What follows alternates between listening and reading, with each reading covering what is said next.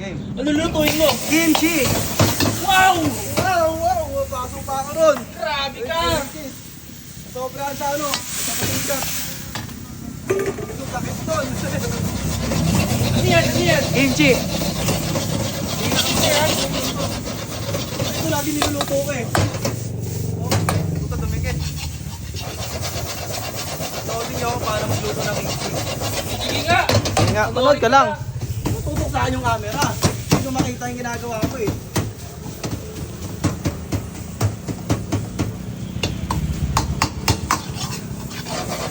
Mabilis ka na magluto, mabilis ka ba? O mas mabilis yung isa? Mas mabilis yung isa. Kasi ako eh, tuwala ako sa proseso, parang ganon. Proseso? Kaya ako sa inyo, order na kayo ng food panda. Patilala mo. Ayun o, tingnan mo yun o. Ano, di-deliver ka na? Grabe naman yung pan-deliver mo, ang pogi!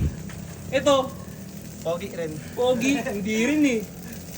Yung isa kalbo pati yung owner kalbo. Ayun o, ikaw, kailan kang papakalbo? Yung pakalbo, gusto ko kakaiba ako. Ba yun? Baka may buki ang fried rice mo kasi may buki eh, oh. Wala yan.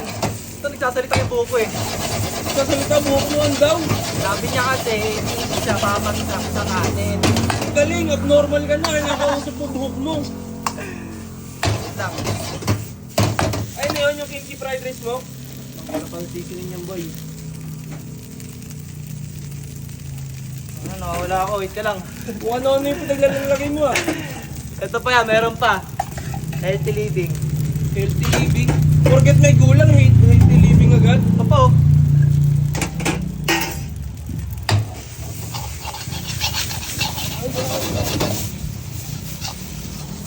Sarap naman yan, kuya. Parang yung owner lang, ang sarap. Grabe. Tayo. Nawala. Ano na, ano na? Wala na, doon mo na yan. Oy, hatid mo na siya. Hindi ako aalis habang di luto. Bahala ka sa buhay mo. Tapos na, kaganita pa. Ano ba yan? Oo. Eh, take out yun eh. Ayun oh. Ay, sir. Hindi nga, i-deliver niya nga.